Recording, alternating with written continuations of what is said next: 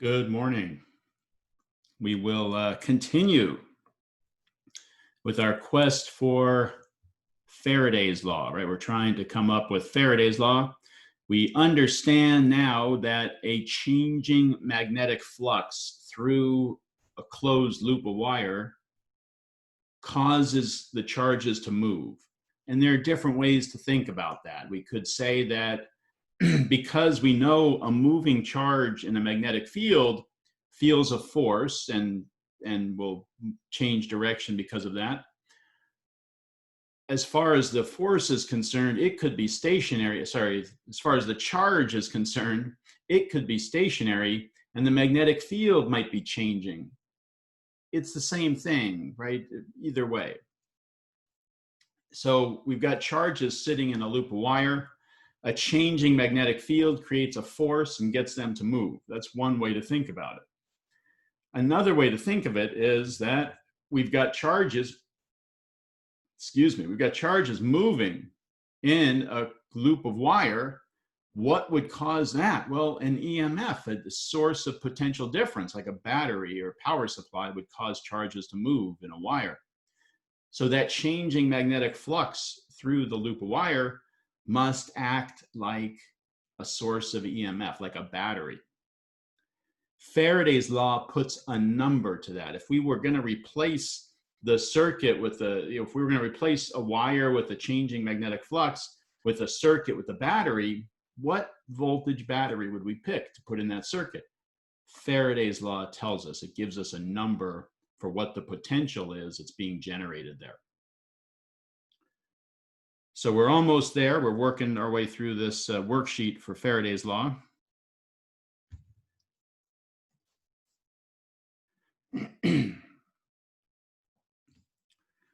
It says the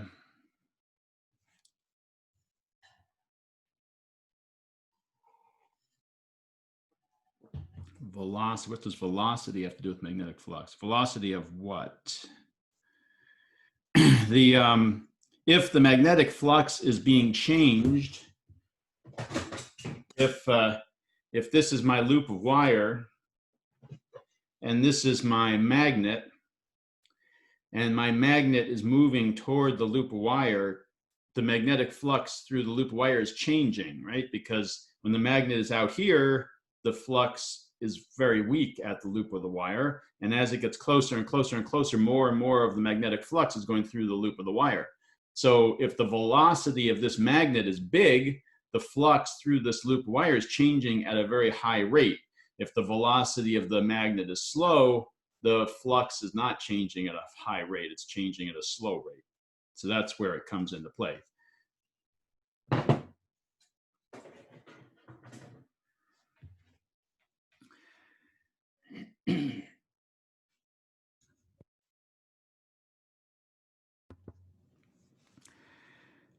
Last time we did the first sheet, remember? And it says the results of the previous exercise are consistent with the idea that a change in the magnetic flux through the surface of a loop results in an EMF in that loop. So that's true regardless of the material, or even if there's no material there at all. If we have a changing flux in some region of space, we can say that there's an EMF being generated in that region of space. If there happens to be a conducting path around that loop, a wire, for example, then there will be current. The EMF is independent of the material with which the loop is made. The current is not. Okay. And then it says it's found by experiment. The induced EMF is proportional to the rate of change of the magnetic flux in time. That's called Faraday's law. So we get the value of the EMF from Faraday's law. We get the direction from Lenz's law. That's how we do it pretty much.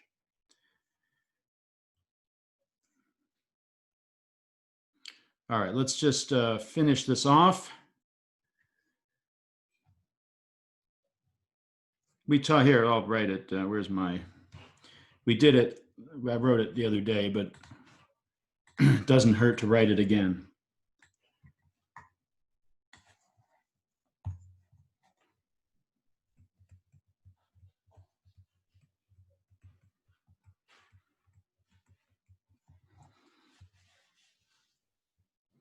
So this is the script EMF. EMF generated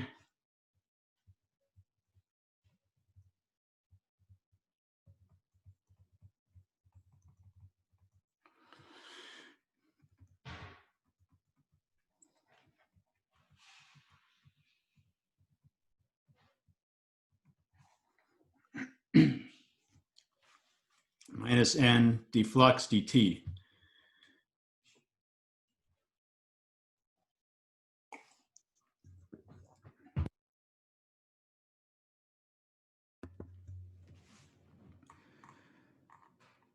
That's Faraday's law. Okay, we'll get back to that. Where are we? We've got 3 loops, loop 1, loop 2, loop 3. All made out of the same type of wire, placed near the ends of identical solenoids. The solenoids are all connected in series, so they all get the same current.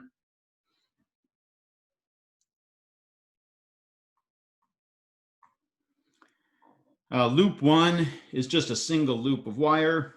Loop 2 is 2 loops of wire. And loop 3 is a single loop with half the radius of loop 1. Okay, those are the situations there. So the first question says, just after the switch is closed, current begins to flow through the battery. It went from 0 to some value, so it's increasing. So that's the period of time we're talking about. Let E represent the EMF of loop 1. Find the induced EMF of each of the other loops in terms of E.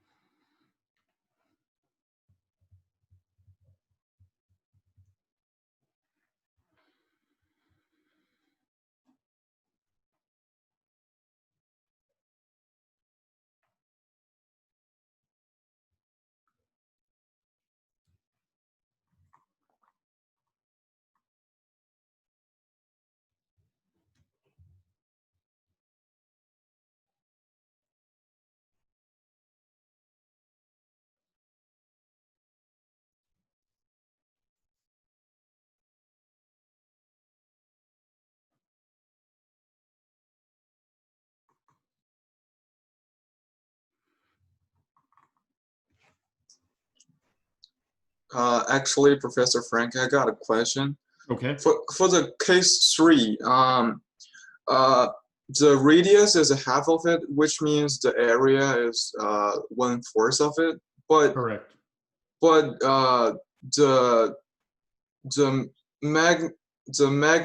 magnetic field it generates is not it's not uniform, right? It says here to assume, what does it say to assume?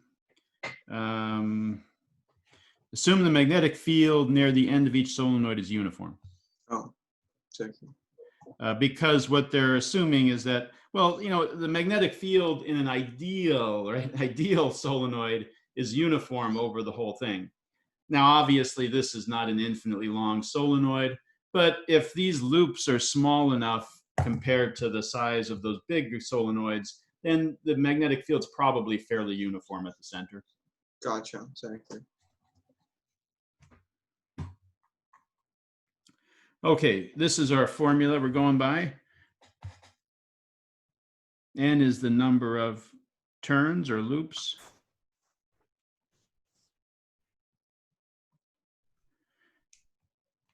And if we have, so then we can write this out.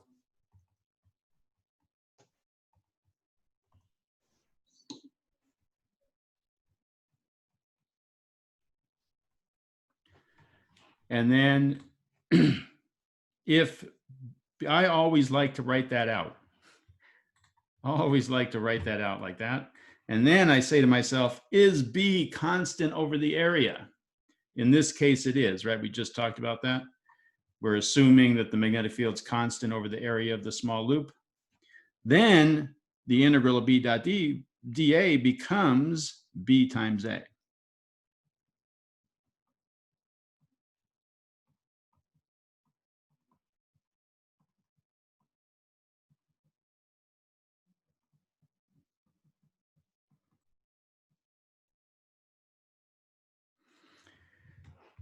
If B is constant over the area.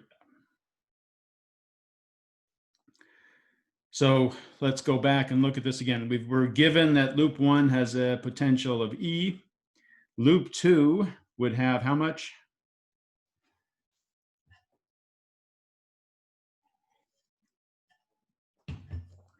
Everything is identical, right? That's got the same magnetic field, the same rate of change, the same area. What's different? N is equal to 2 now instead of 1. So it's twice as much. It would be 2E, 2 loops. And for loop 3, what's different with loop 3? N is 1. The magnetic field is changing by the same amount.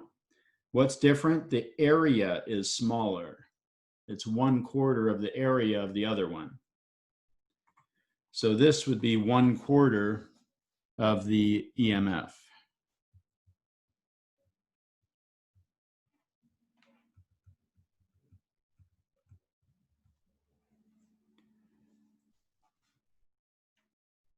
We okay with that?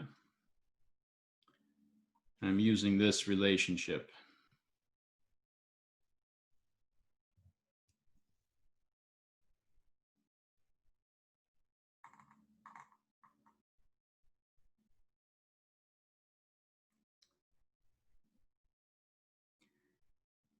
Now let's find the resistance of each one of these loops. The resistance of loop 1 is just R. What would the resistance of loop 2 be?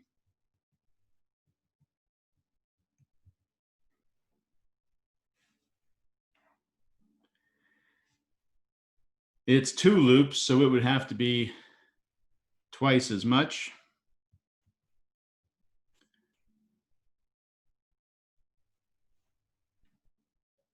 And loop 3,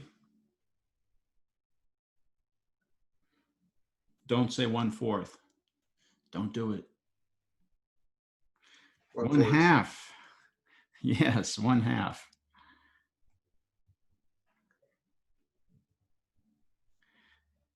Because the circumference is half as much, right?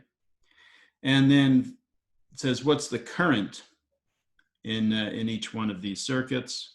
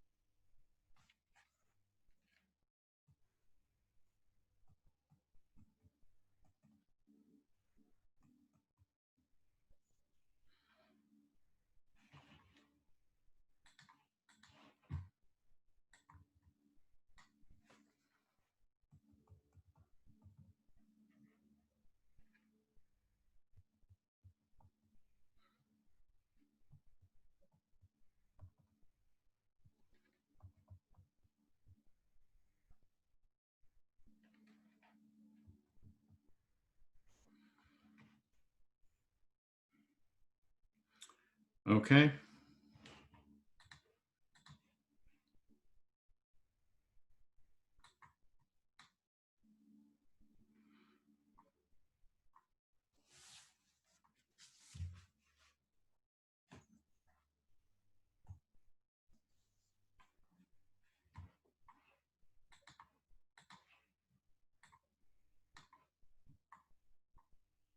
Now let's go through some examples. Let's try to pick the direction of the current through our coil of wire as we move the magnet near it.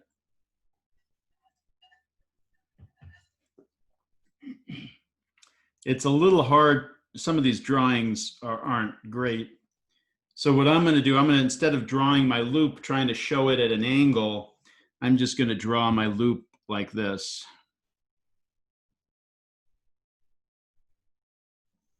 The magnet's over here.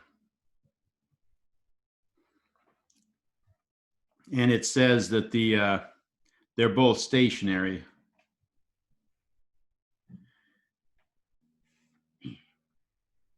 What's the current generated in that loop? No current, correct.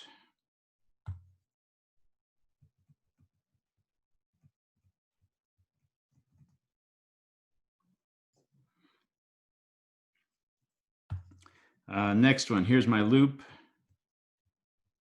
Here's my magnet. It's moving in this direction.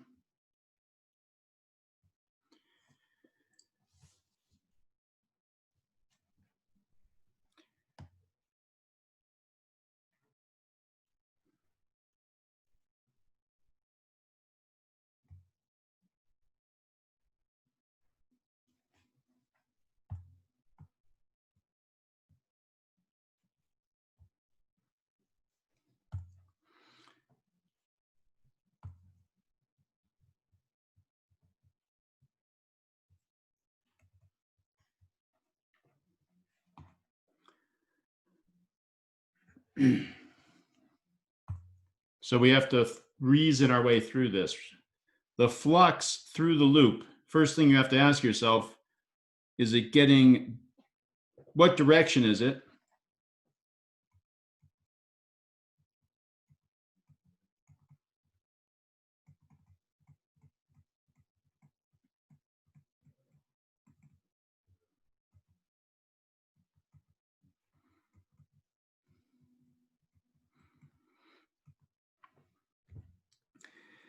Then you have to ask yourself, is it increasing or decreasing?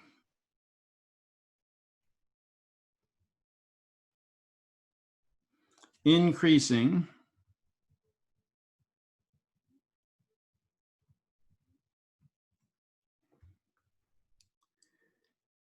So it's increasing to the left.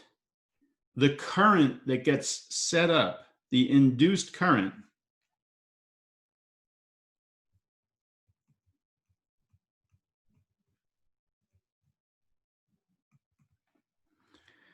creates a magnetic flux that's going to try to get it back to its original state, its zero flux state, wherever it was at this before the magnet started moving.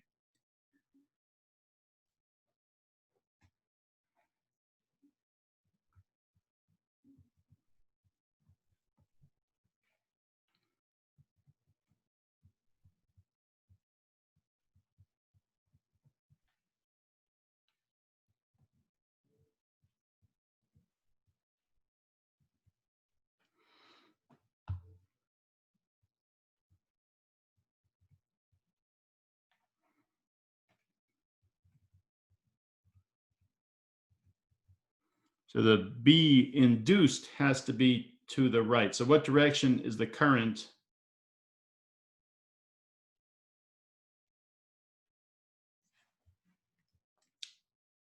in the loop? What direction is the current in the loop to get a magnetic field that points to the right on the interior of the loop? It would have to be toward you at the top and away from you at the bottom.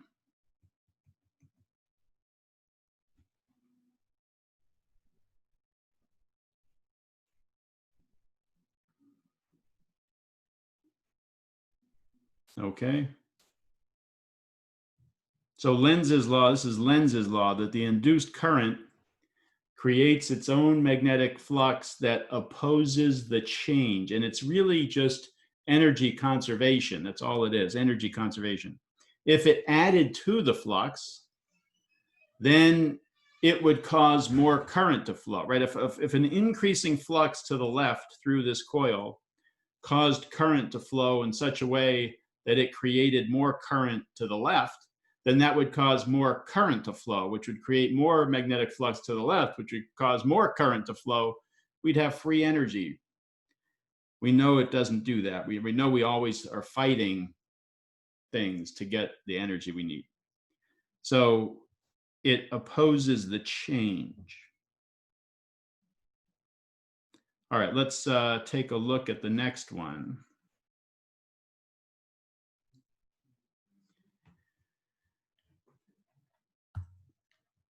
We're moving the magnet away this time.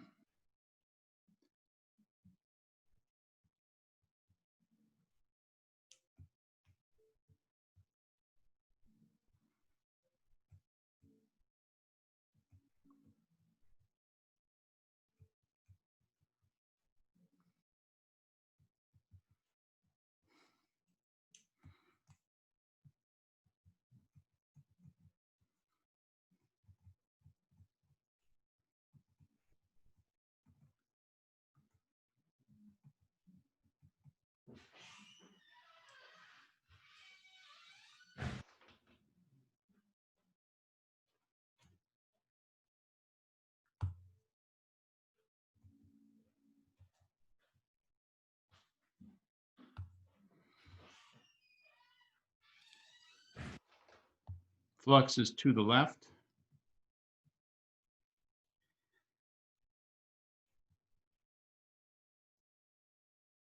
But this time, it's not increasing, it's decreasing.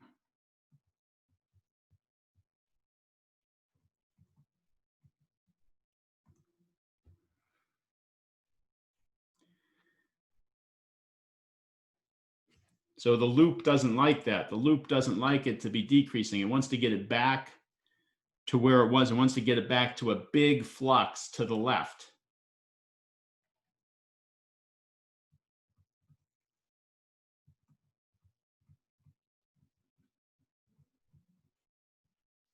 The induced current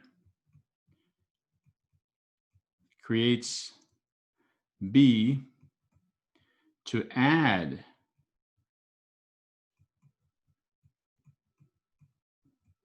to the flux.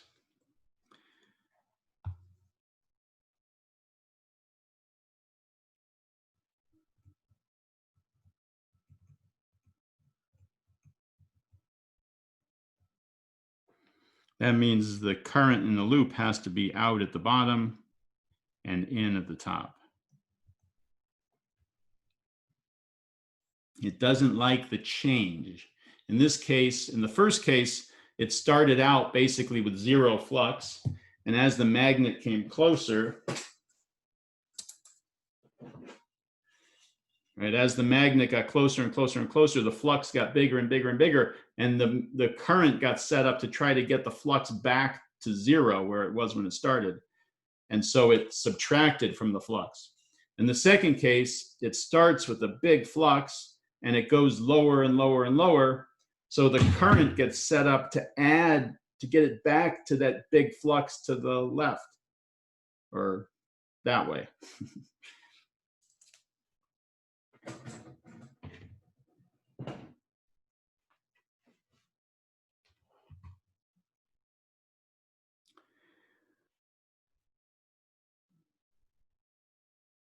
The current direction is just the direction in the loop, right? That could create a magnetic field in that direction. So if I have I'll do it this way because this is the way that it's done on the paper, right? If I have the magnet moving to the left towards the loop, then the field is going stronger and stronger and stronger to the left. So the loop is going to get set up, creating a magnetic field that points in the other direction. Well, how does it do that? You run your thumb along the loop, and when the current comes toward the camera on the top, its right-hand rule says that in the interior of the loop, the magnetic field is pointing this way. And as I let my thumb go all the way around, at the bottom of the loop, When my thumb is pointing toward me away from the camera, my fingers point in that direction on the interior of the loop. So it's the right hand rule where you run your thumb in the direction of the current. Okay, next one says that the loop is lying in the same plane as the magnet. So the loop is here, the magnet is here.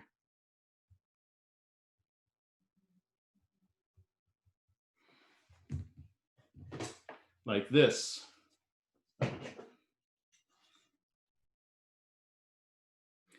Or if you prefer, like this. The magnet is moving in the plane of the loop.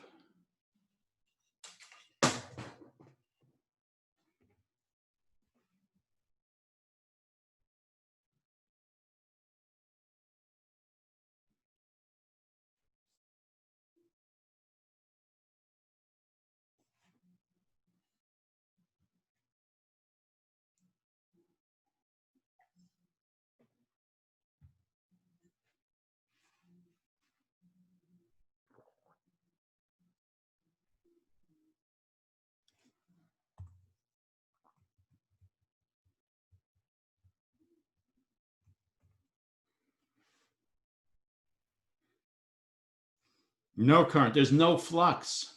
There's no flux through that loop. Doesn't matter where the magnet is. There's zero flux at the beginning. As you move the magnet, there's still zero flux, right? None of the magnetic field lines are penetrating the area of that loop. They're just going right by on either side of it. The flux is zero at the beginning, it's zero at the end, it never changes.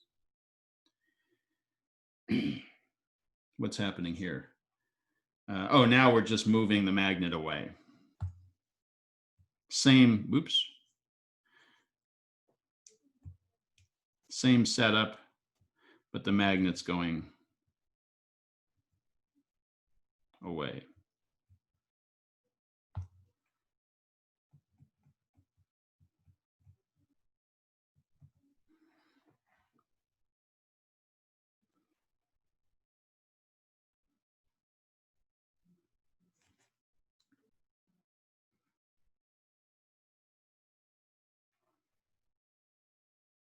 All right, this is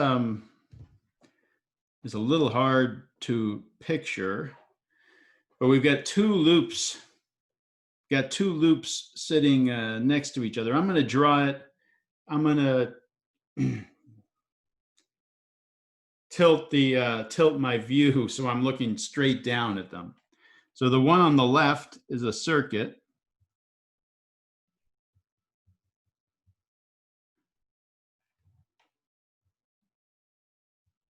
And there's a loop of wire here and a switch.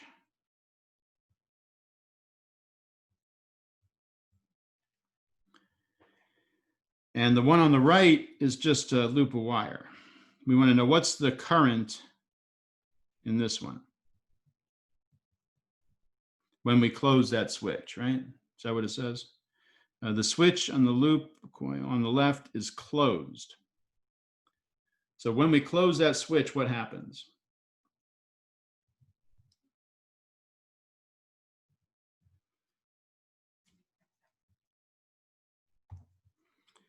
Close that switch, current flows in that direction. So far, so good. If current flows in that direction, what direction is the magnetic field inside of this loop?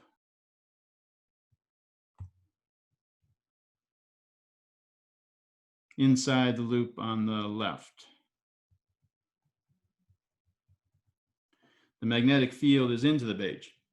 What direction is the magnetic field outside of the loop?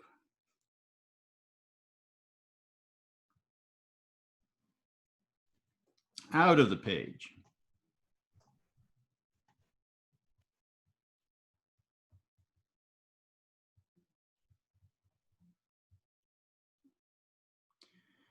What just happened?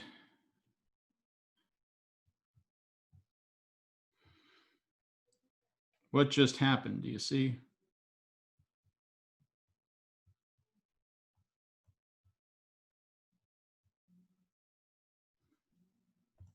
There was no, a minute ago, there was no magnetic flux through this loop. I closed the switch, and now we have B pointing up through the loop on the right. Magnetic flux pointing up.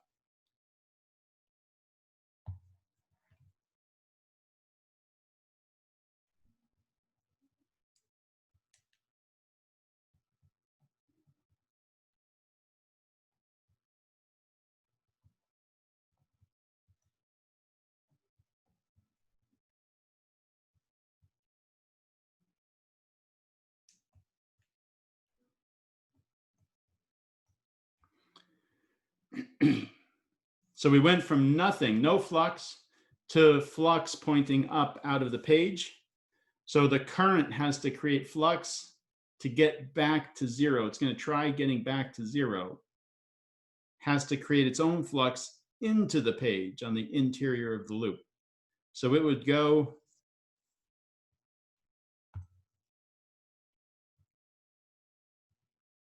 clockwise.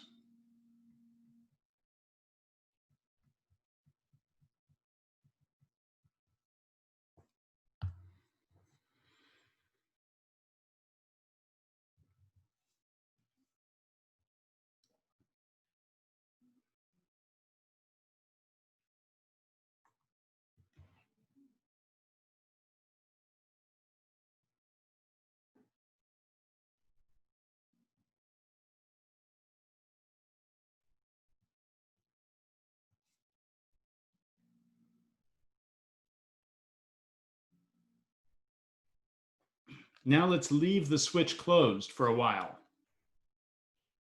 I'm going to add another one in. It's another case in between these two. Let's leave the switch closed for a while.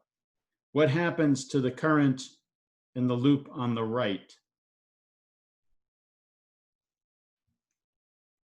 If we wait a few minutes, if we wait a little bit, a few seconds, it dies down, it goes to zero.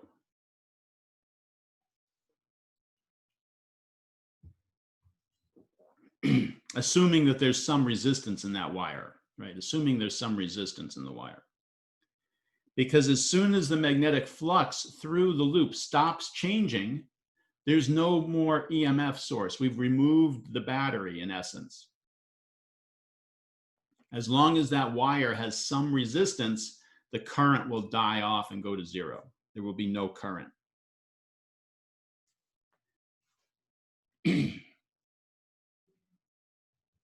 Now what happens? The switch has been closed for a long time. There's no current in the loop on the right. And now we're going to open the switch. That's what this next case is right here. The switch on the loop on the left is opened.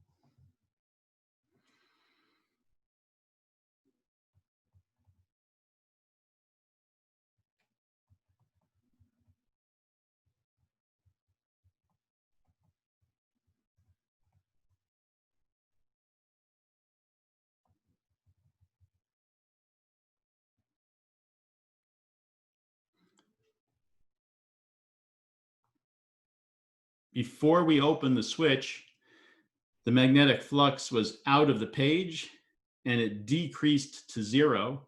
So the current says we want to get back to having flux out of the page. I have to go this direction to create my own magnetic flux out of the page to get me back close to my starting point.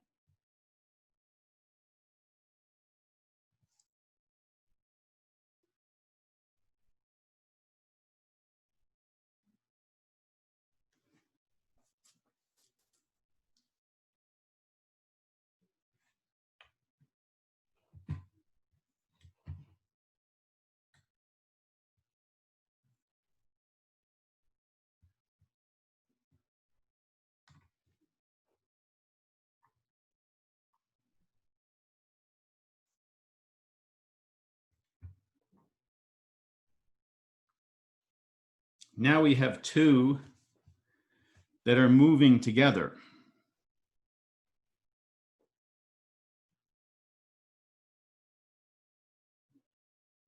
They're both moving together like this.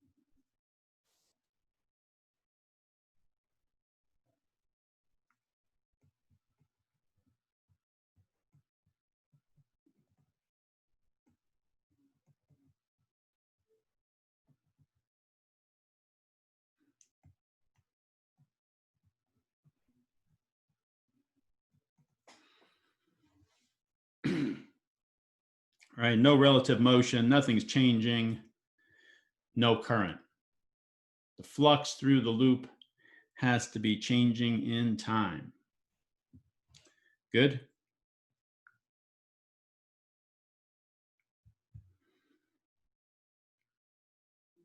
D. The switch is closed. What happens to the loop on the right?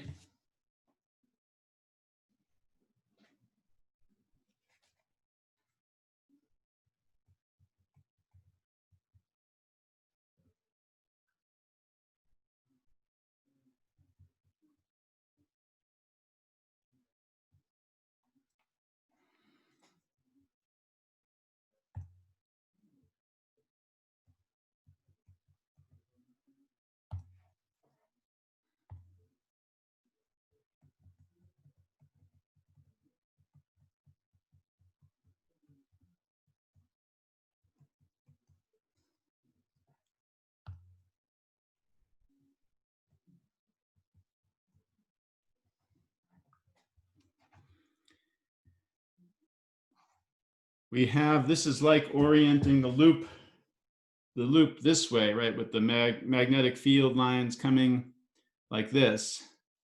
They're skimming it on one side, they're skimming it on the other side. They never penetrate that loop. There's no flux.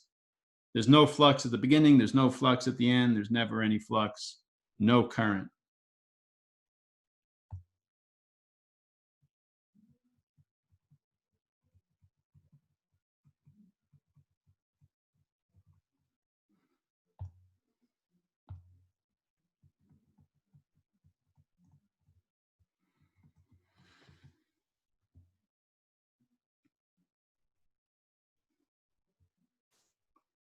And the last one we've got, this is on.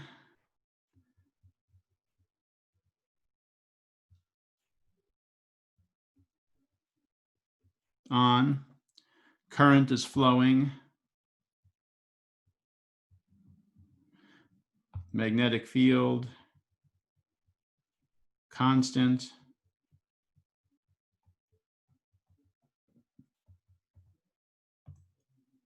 And this one is moving toward it.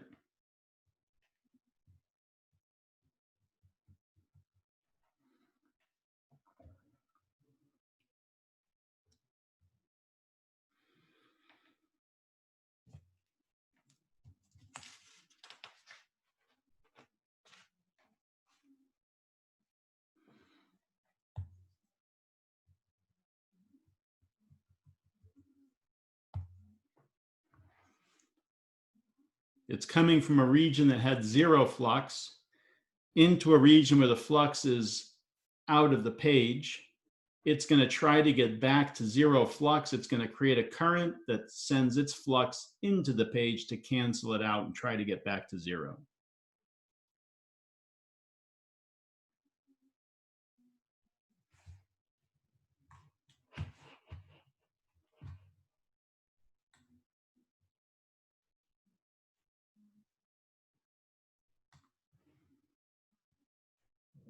Okay. Some of these images are a little hard to follow.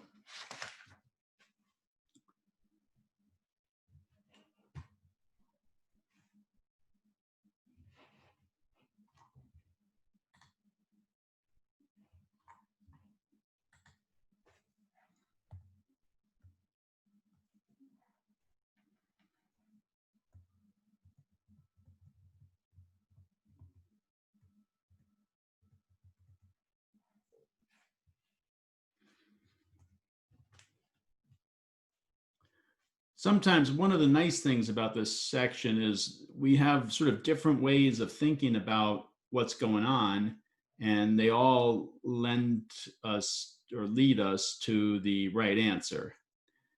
Motional EMF is another way to view some of this. If we have a uniform magnetic field here,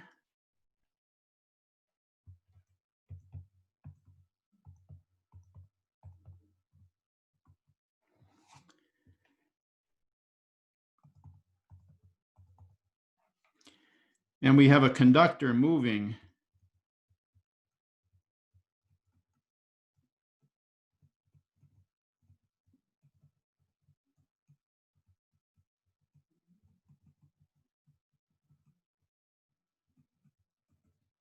in a magnetic field.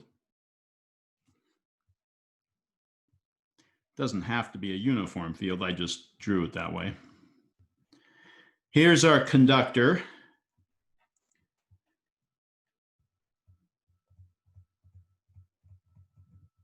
It's moving to the right with some velocity, has a length to it, L.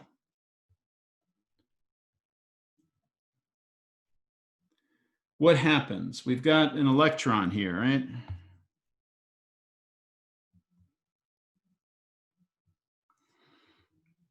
That electron sitting in that conductor is free to move. It's moving to the right in a magnetic field into the page. What happens to it?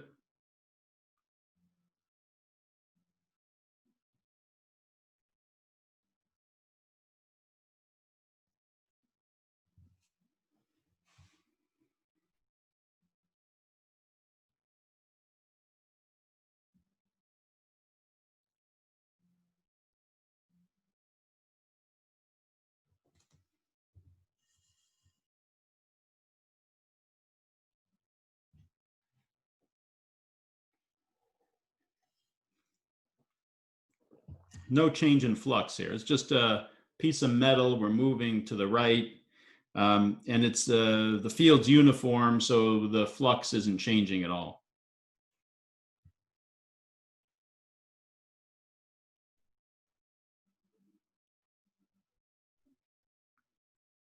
The electron experiences a force. We've got a charge moving to the right, the magnetic field into the page. So the force is toward the top of the page for, well, V, I should say V cross B is towards the top of the page, but this is an electron, so it would go towards the bottom of the page. It would feel a force towards the bottom of the page.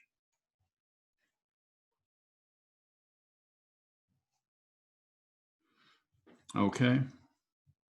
So our electrons pile up down here. The first electron feels a magnetic force down, and it ends up at the bottom.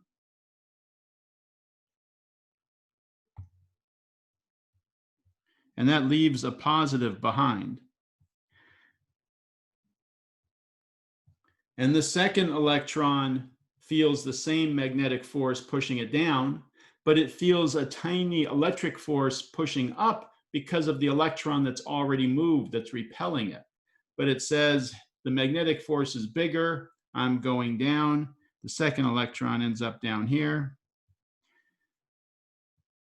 The third electron feels the same magnetic force down towards the bottom of the page, but now there are two electrons repelling it, but the magnetic force is still bigger, so it goes down, leaves a positive behind. Finally, enough electrons have moved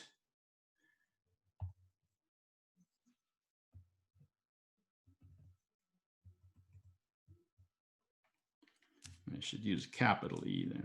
When the electric force is equal to the magnetic force, right? So I've got a magnetic force down and an electric force up from the charges that have already moved. When they are equal to each other, the magnitudes are equal, then we have no more moving charges.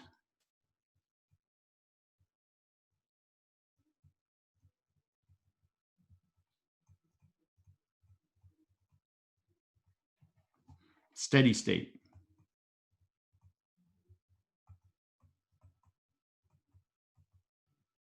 That's what we want. We're going to move this thing until charges no longer move. We have a steady state. Now let's think about what's going on. The magnetic force and the electric force are equal.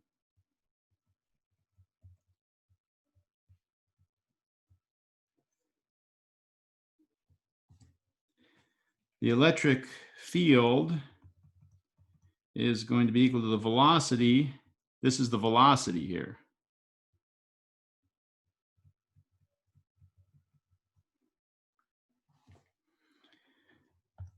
But we want to get this in terms of an EMF that's generated across this conductor. We're trying to think there's some EMF that caused those charges to move. So since the EMF is, if the electric field is constant, the EMF is minus ED. So in this case, it's going to be E times the length of the rod. All I care about is I don't care about the minus sign. So the electric field is the induced EMF over the length of the rod. Okay, I can come back over here. I got my EMF is equal to B times L times V. This is the EMF.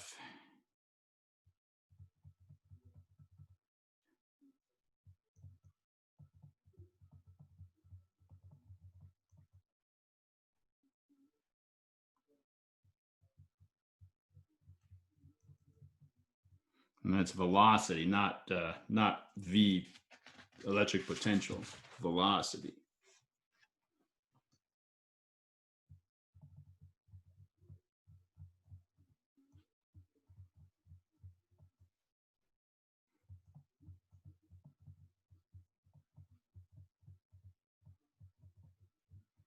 Potential difference across the length of the conductor.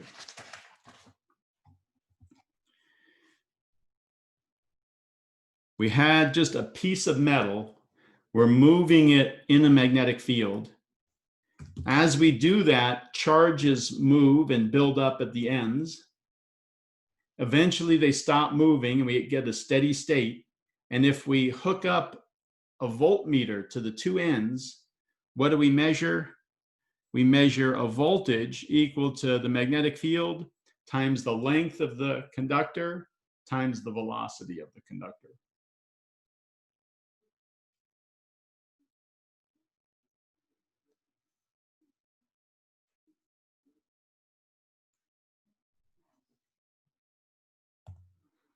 All right, when we come back from our break, we will use that as one of the ways to think about what's happening in a circuit where we have changing magnetic flux.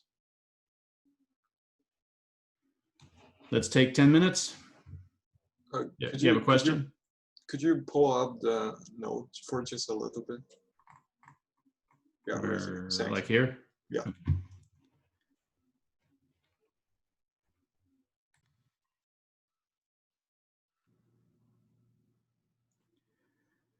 Let me draw a circuit that will be able to change things like the area.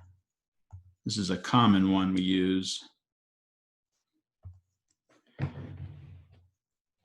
If we have a resistor between two conducting rails,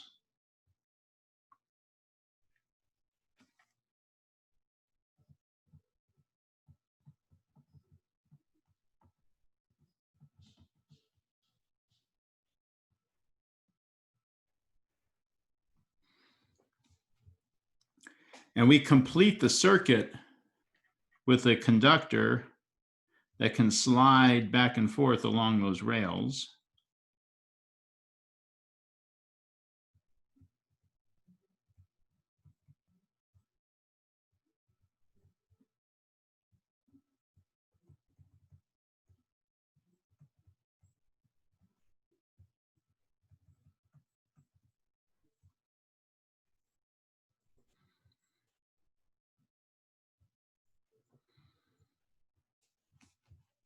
and we fill the space with a magnetic field.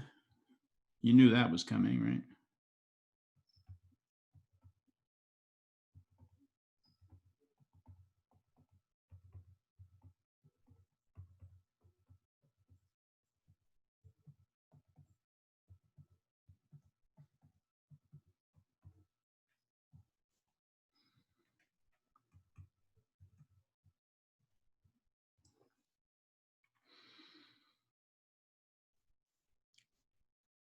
Okay, there we go. There's our situation. And we are going to move this conductor. We're going to move it to the right.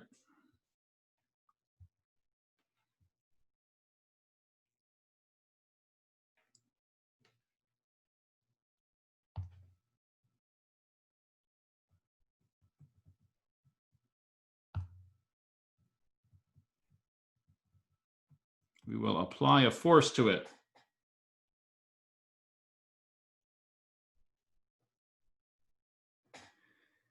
Yes. Question is there an application to generate electricity with this? That's exactly what we do with it, yes.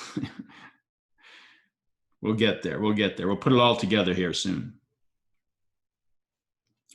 All right, there's our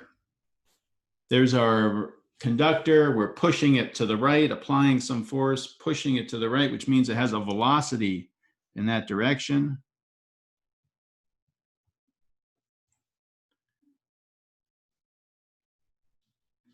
What direction is the current? Let's think about it. Let's think about it. We're going to go through and think about it different ways, okay?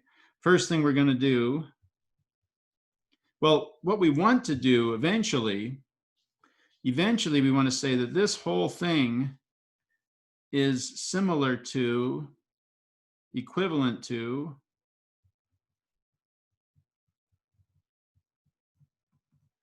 a circuit with a resistor and a battery.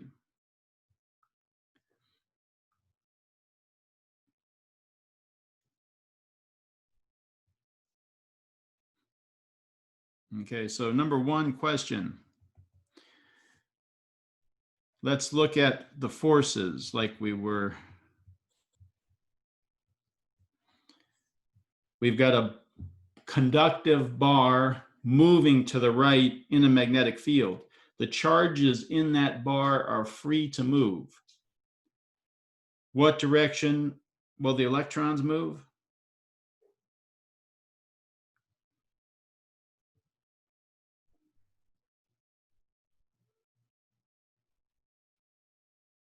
I'm just going to make mine a positive charge. If positive charges could move, what direction would they move? There's a positive charge sitting there. moving. Okay, I changed it. Sorry, I changed it to a positive charge. Positive charge moving to the right, magnetic field into the page. So yeah, sorry I switched up on you. The electron would move towards the bottom of the page. The positive charge would move toward the top of the page, right?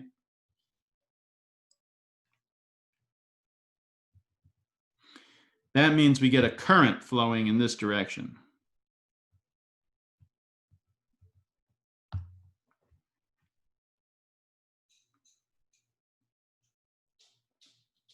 Good.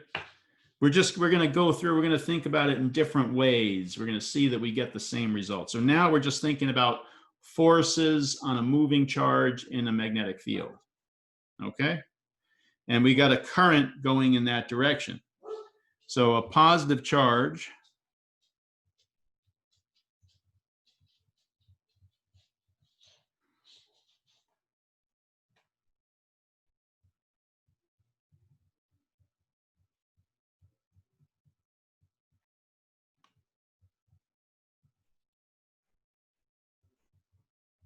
feel a force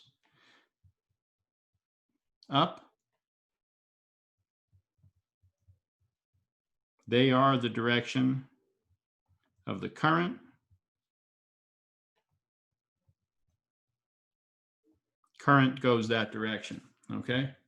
Now let's use Lenz's law.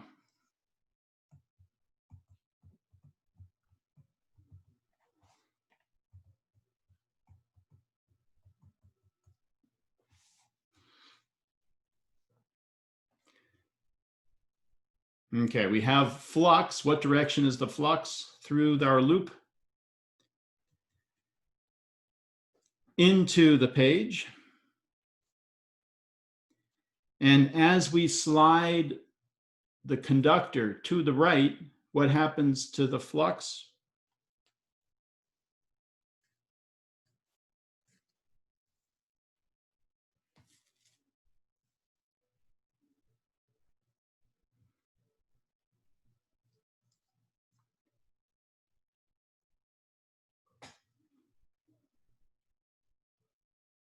Well, what does the flux depend on, right? Flux is integral B dot dA.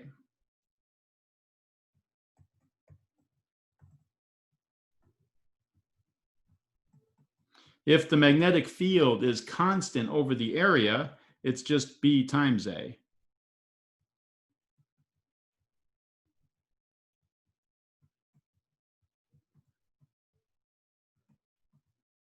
Is the magnetic field changing? No. Is the area changing? Yes. And it's getting bigger. So we are having more and more flux through our loop, more magnetic flux through the loop because we're increasing the size of the loop. More magnetic field lines are increasing, are penetrating our loop, right? This is our loop. This is our loop right here.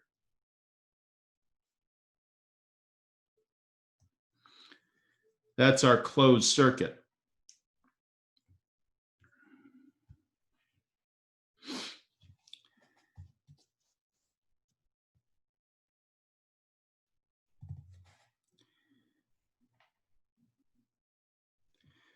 All right, flux is increasing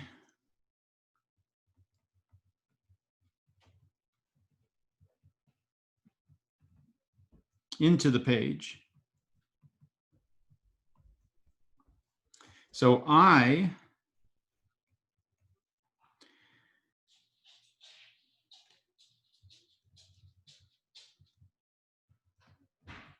will create magnetic field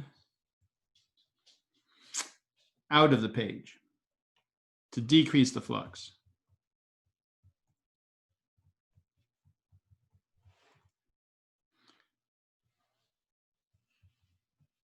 Counterclockwise current. Okay. We have two different ways of thinking about it. Both give us the same direction of the current, which is good. We want to get to the same way either way. Now, both of these methods tell us the current is going counterclockwise. And I want to replace this circuit with a circuit with a battery in it. I don't want to think about bars sliding and magnetic flux changing. I just want to think about a circuit with a battery. If the current is going counterclockwise, I know the orientation of this battery has to be like that.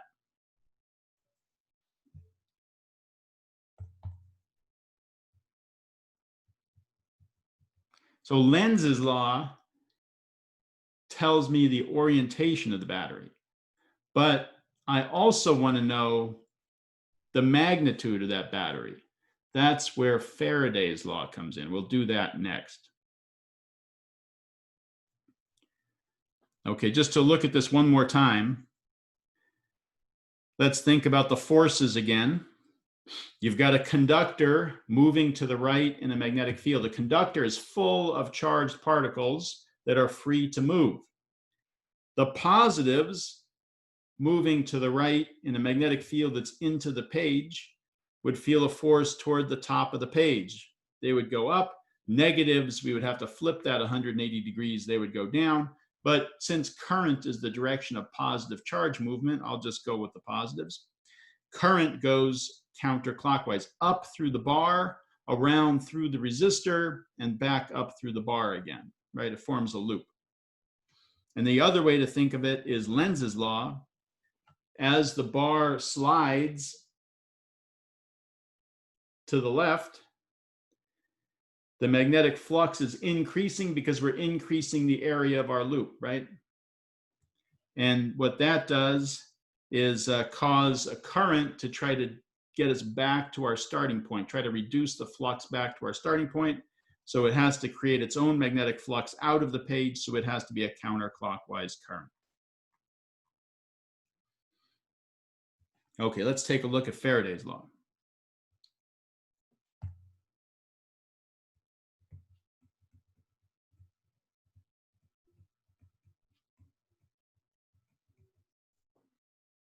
Now, I think I mentioned there's a whole like half-page worth of rules for how you define positive and negative. And Faraday's law, if you follow all the rules correctly, will give you the right direction of the current.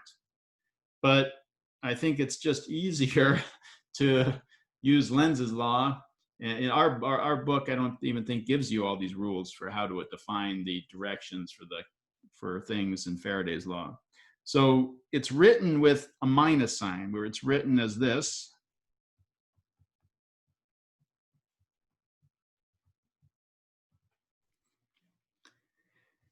But we always just look at it in terms of the magnitude. We just get the absolute value.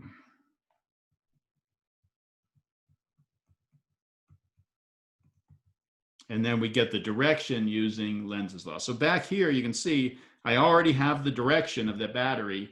The positive terminal has to be up to force the current around the circuit in the counterclockwise direction. I just need to know what size battery, what's the voltage of my battery I'm putting in here. So that's what Faraday's law is going to tell me. N in this case is just one, right? I've got one loop of wire. And I've got d dt of the flux. What is flux? It's the integral of b dot dA. And I try to write this out every time.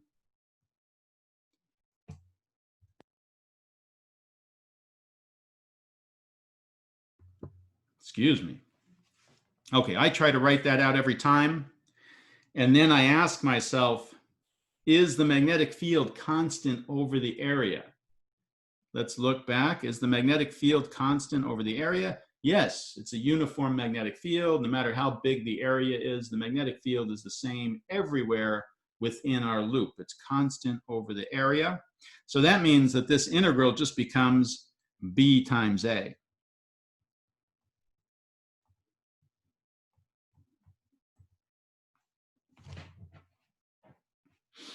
Now we ask ourselves, what's changing in time? Okay, first we were only concerned with area because we had that dA there, but now we're concerned with time. We're taking a derivative with respect to time. Is the magnetic field changing in time? No. So it comes out, right? It's a constant in time. Is the area, hopefully something's changing in time. Is the area changing in time? Yes, it is. The area is changing in time. Let's write the area as length times width. Let's call this, what should we call it? This will be the length. And this one will be the width. Area equals length times width.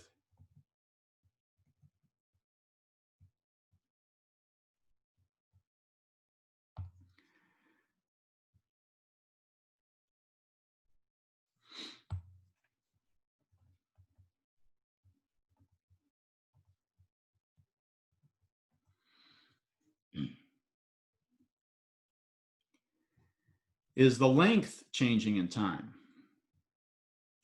No, it's not. The length is fixed. The width is changing in time.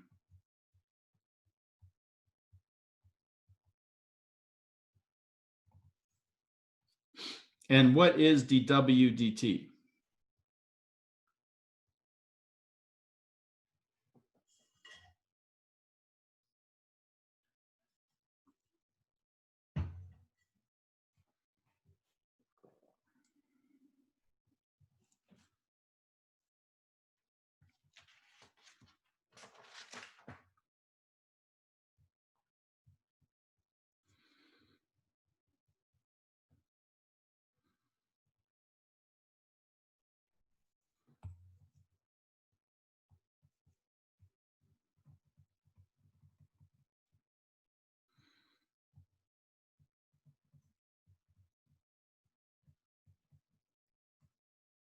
It's the velocity of our conductor,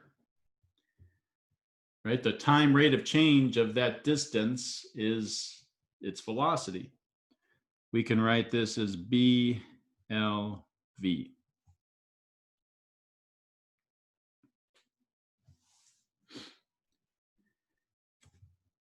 We can come back up here.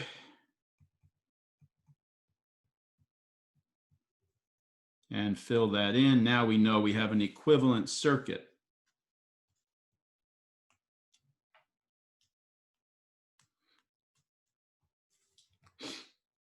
Okay.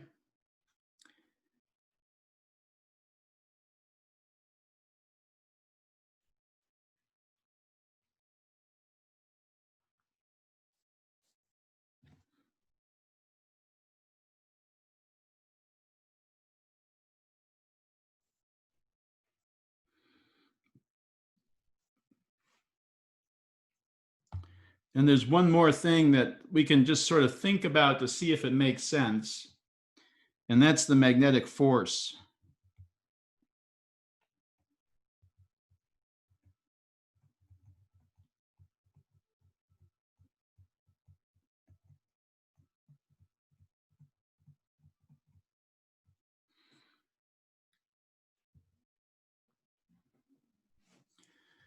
We've got a circuit.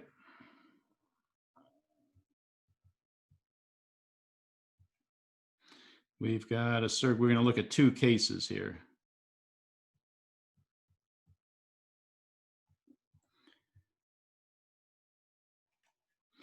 And it's going in this direction, right?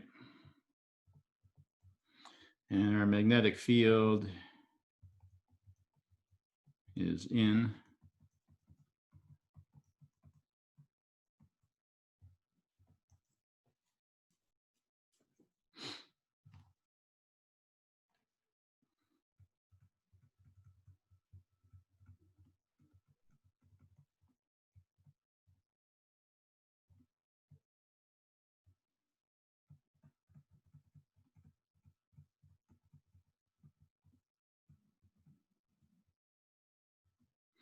So we're going to look at two cases. What would happen if I was clockwise, and what would happen if I was counterclockwise, and see if one of them doesn't make sense. If I is clockwise, the induced current is, as we slide the bar to the right, the current that's induced is clockwise. We know it's not from our other methods, but let's just kind of pretend for a second that it is and see what happens. If I is clockwise, we have a current going in this direction in a magnetic field into the page. What direction is the force on our conductor? Our conductor has a current in it.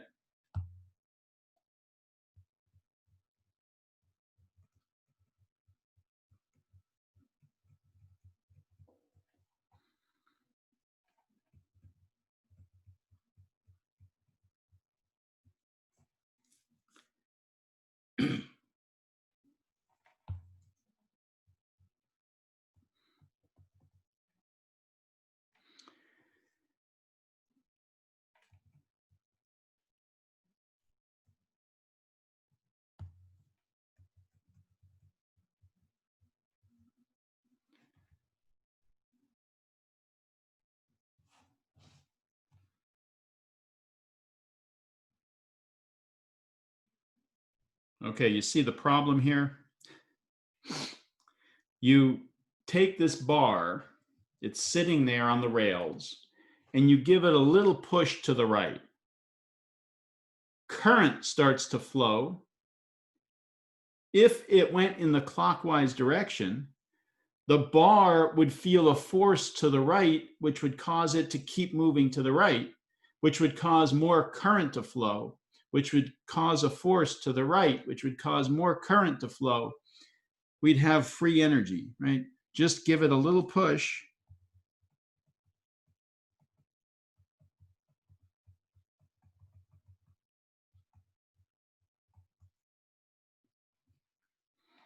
And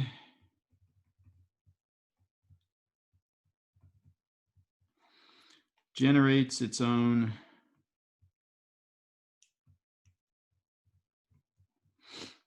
energy.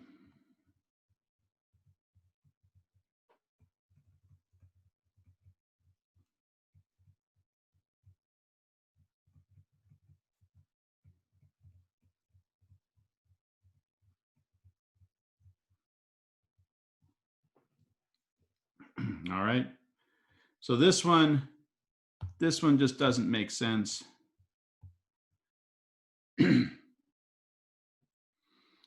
From an energy standpoint. Now let's go back and look at this one.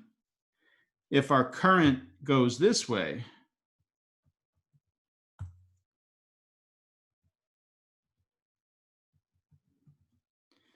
we push this bar to the right, get it moving to the right. Current starts flowing in the counterclockwise direction. The current is going up in the bar. The magnetic field is into the page. So we do the cross product. We get a force to the left.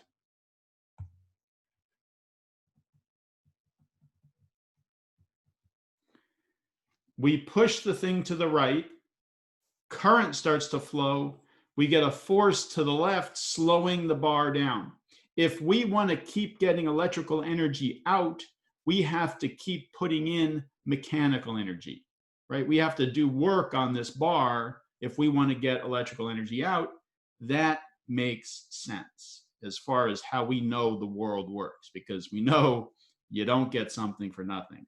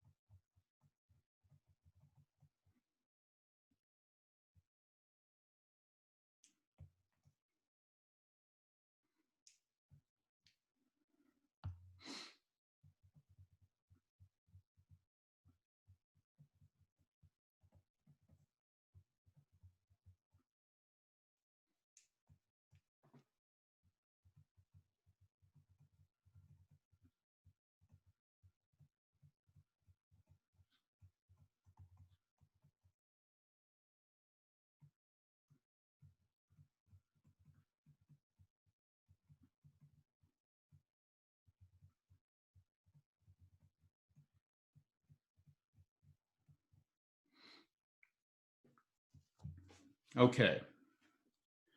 Just one more way of thinking about it, right? That's really what Lenz's law is. Lenz's law really just comes from conservation of energy.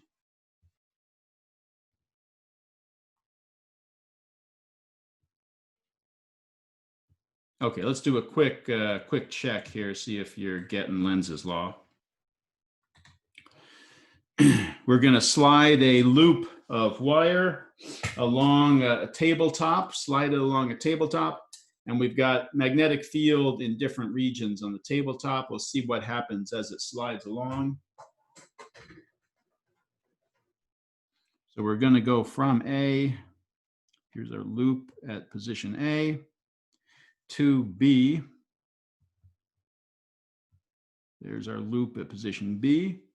And then there's a magnetic field, region with magnetic field here. And we'll make the magnetic field, what should we do? Into the page.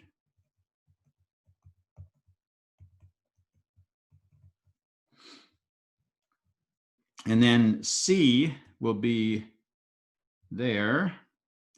And D will be there. And E will be there.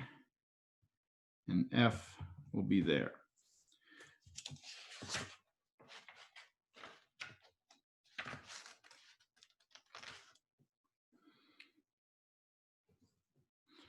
Okay, so as the loop moves,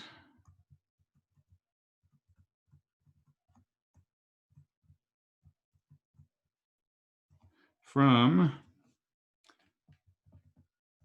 A to B,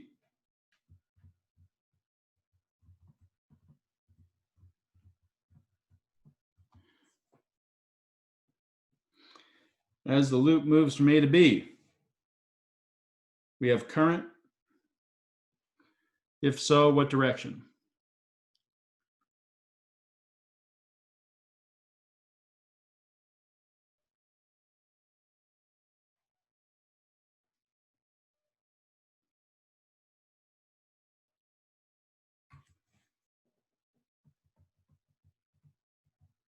None, right? There's no magnetic field out there, no magnetic flux through the loop at A, no magnetic flux through the loop at B, nothing has changed.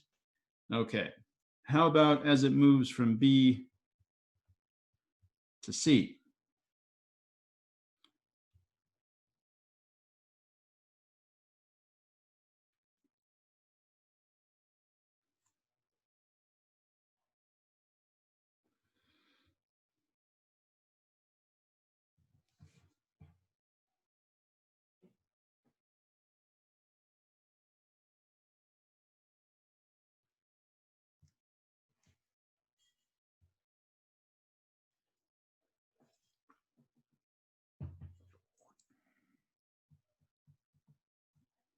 Counterclockwise, this direction.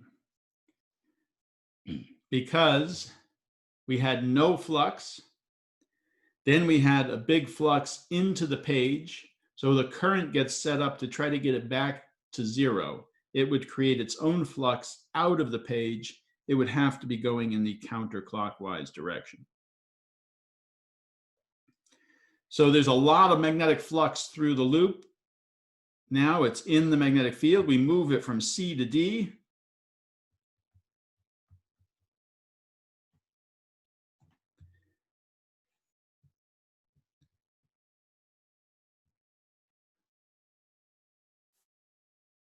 What happens?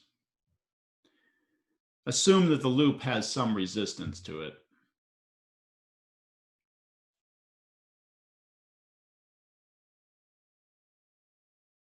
The flux does not change. It's big. It's a big value, right? It's got maximum flux at that point, but it's not changing.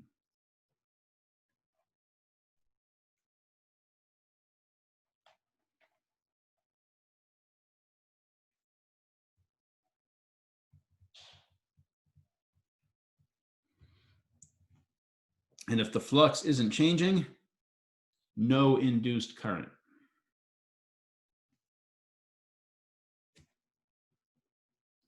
D to E.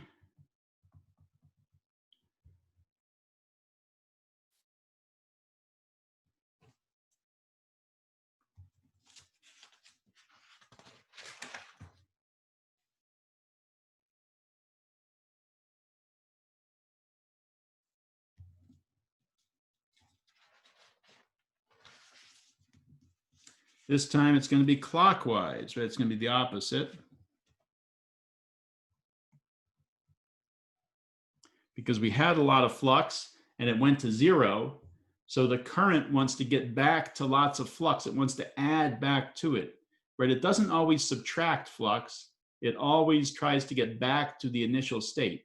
Sometimes it has to add its flux to get it back to a maximum value. Sometimes it has to subtract to get it back closer to zero or a minimum value. It always opposes the change in flux that created it.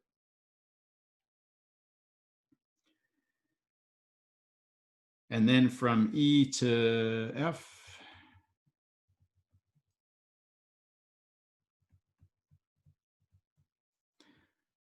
nothing changes there. Okay.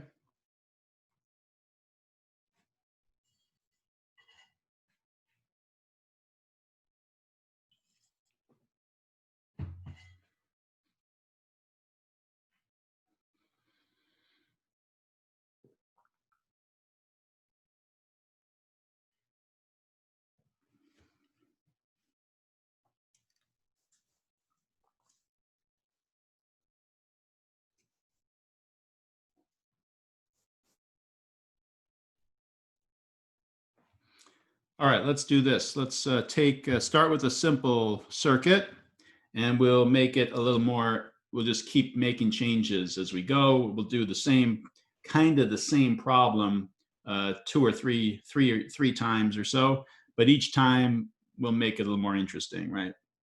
First time, call it problem 1.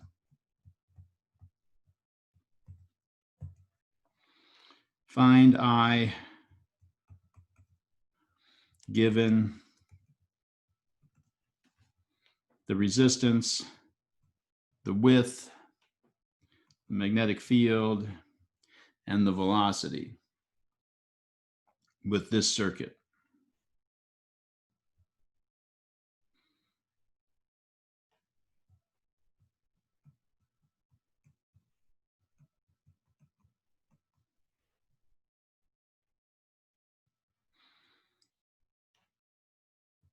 Oh, I'm calling this W now. Sorry about that.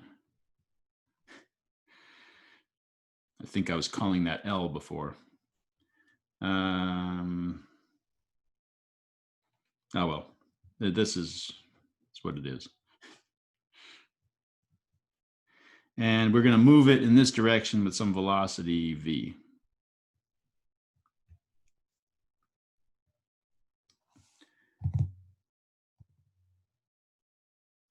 And we'll call this distance, well, whatever. Okay, so think about that for a second.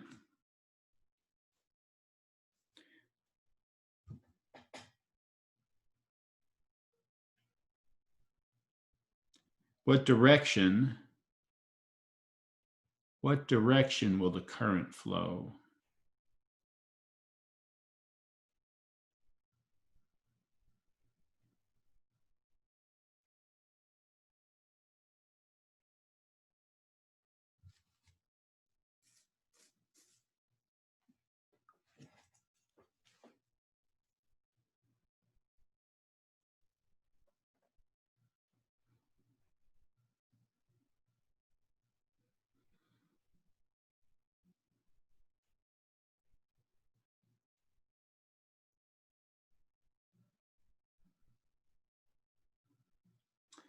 Flux is out of the page, and it's getting smaller and smaller and smaller as we move the bar to the left.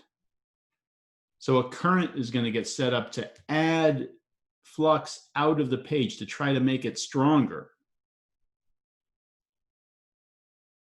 which means it has to go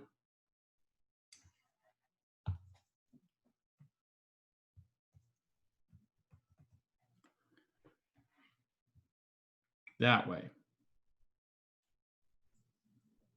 We okay with that?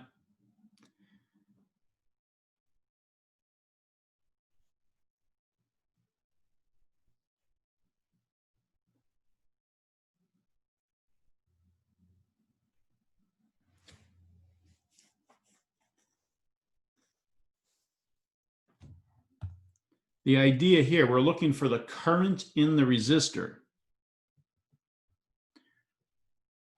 We would want to, how would we solve that problem? We would come up with an equivalent circuit.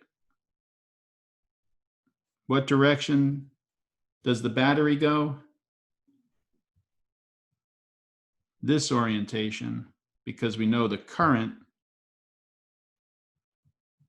flows that way, counterclockwise.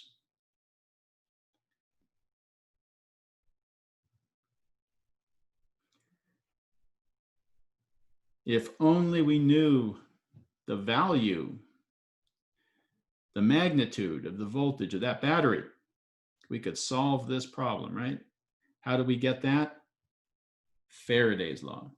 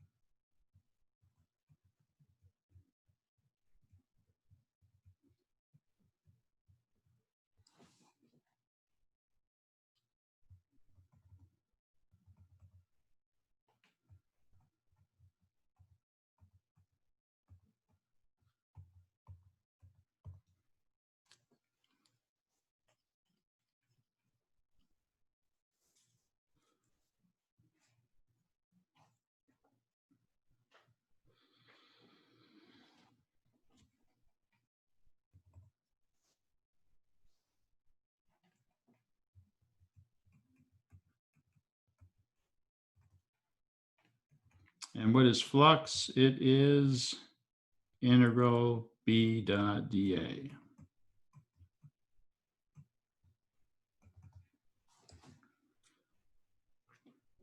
So we ask ourselves, is the magnetic field constant over the area?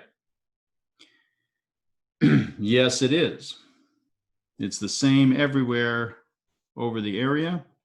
That means the flux can be written as B times A.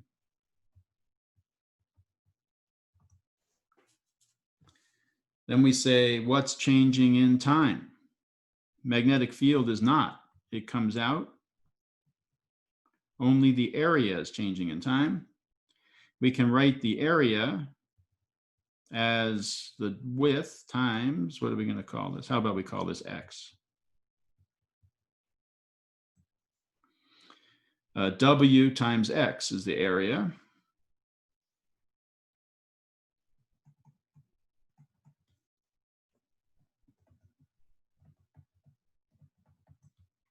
W is not changing.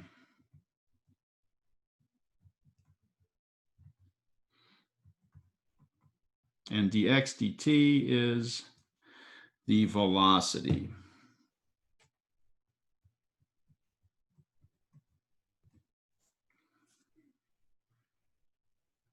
Then we say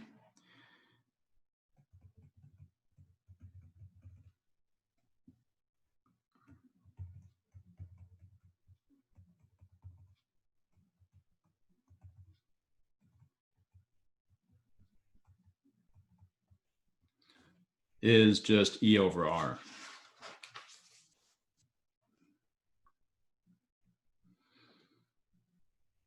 I'm going to write this as a script E. Okay.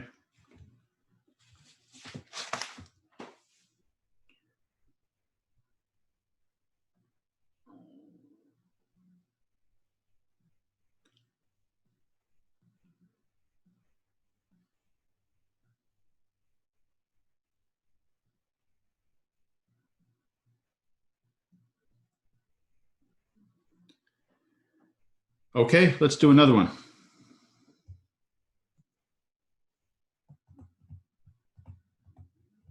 Problem 2. Find I.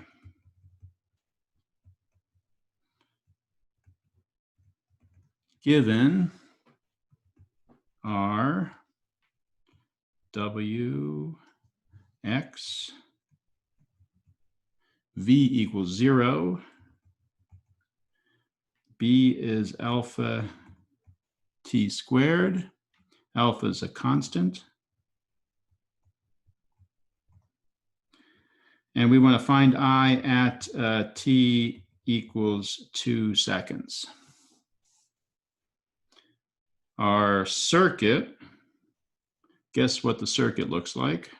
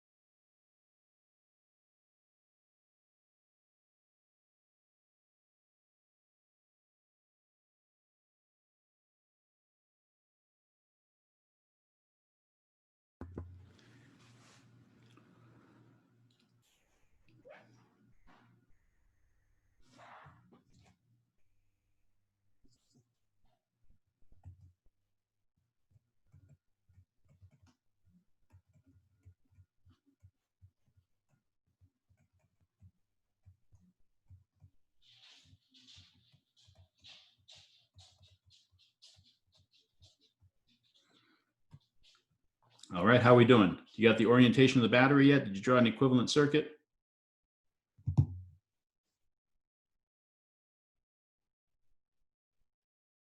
What direction is the current?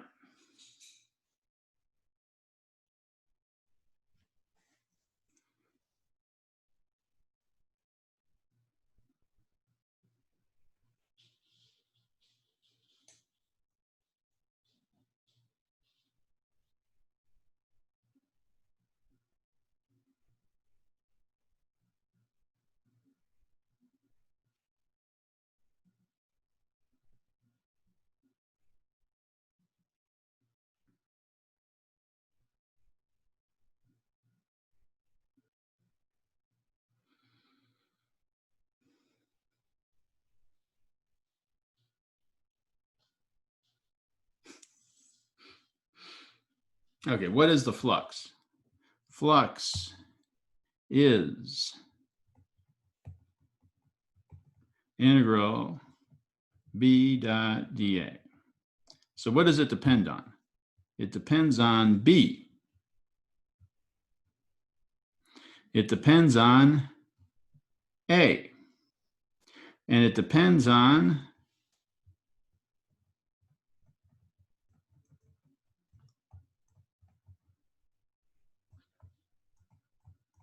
the orientation between B and A, right? Those are the three knobs we have for changing the flux through a surface. Remember our fishing example when we talked about electric flux. You go down to the river with a fishing net, you want to catch a fish.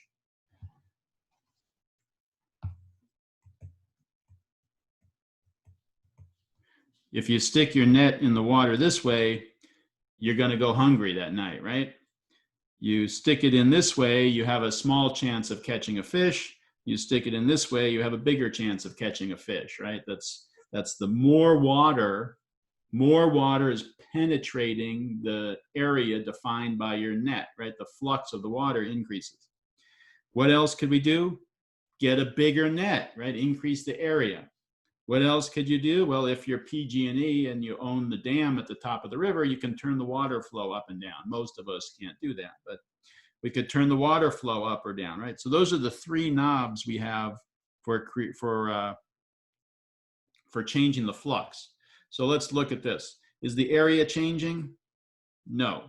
Is the orientation between B and A changing? No. Is B changing? Yes, B is changing in time. It's increasing as time goes on. B increases, alpha T squared, right? As time goes on, B is increasing. So B is increasing, the flux is increasing out of the page. That means a current is going to get set up to try to get it back to its lower value, back towards zero, back towards original value, whatever that was. So it's going to get set up to create a magnetic flux into the page on the interior of the loop. Remember, all we care about is what happens on the inside of the loop, on the interior of the loop. That means the current is going this way. Is that right? So our battery is positive terminal down.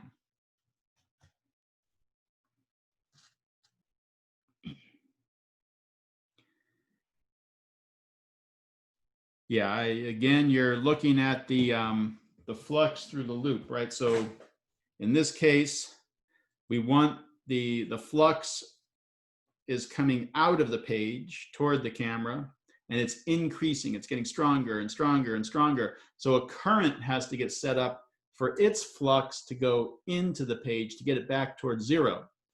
So if the current goes this direction, it's going to create flux toward the camera. We don't want that. If the flux goes this direction, put your thumb in the direction of the current. Inside the loop, it's creating a flux away from the camera toward me. That's what we want.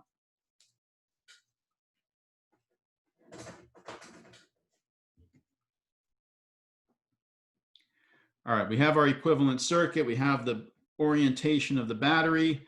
We need the value.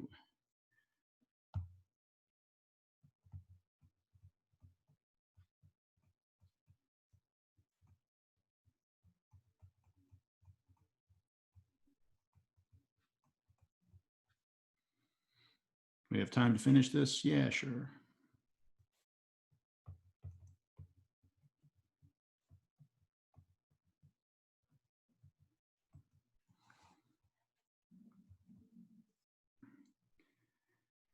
The only time I really care about the sign of the EMF is if I have multiple things happening at the same time that are opposing each other. But in this case, we only have one thing changing. It's the magnetic field. We know the battery is a certain orientation in our equivalent circuit, so we don't need to worry about it. We can just do this directly like this. All we care about is the magnitude of E. This is going to be d flux dt. What is flux? It's the integral of B dot dA. Okay, what's next?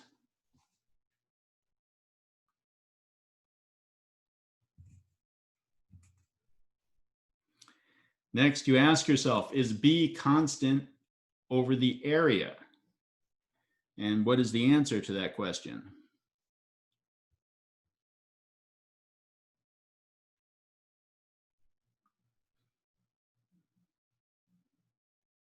I'll give you a hint. It's not no. B is constant over the area. It is not constant in time.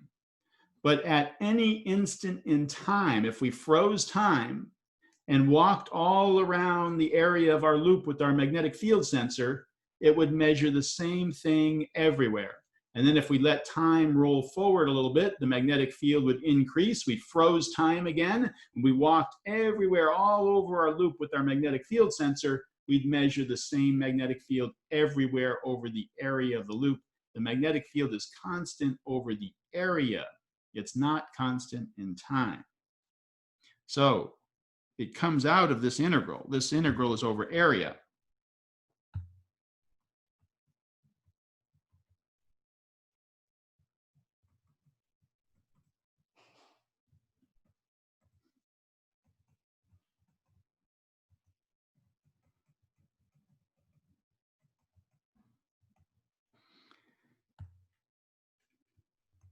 We will worry about time next. Now we ask ourselves, what here is changing in time? Is the area changing in time? No, it comes out of the derivative. Only B is changing in time. Let's plug in what we know for B, alpha t squared. So we get A times 2 alpha t.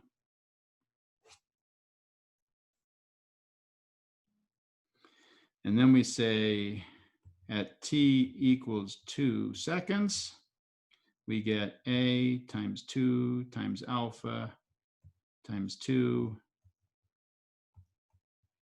4A. Alpha and A is just W times X. And then, of course, we have to find I.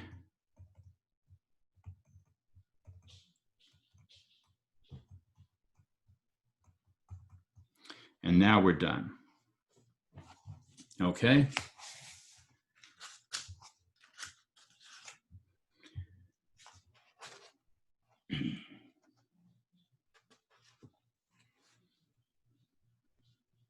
Next time we will do problem 3. We'll change it a little bit more, make it a little more interesting. Okay.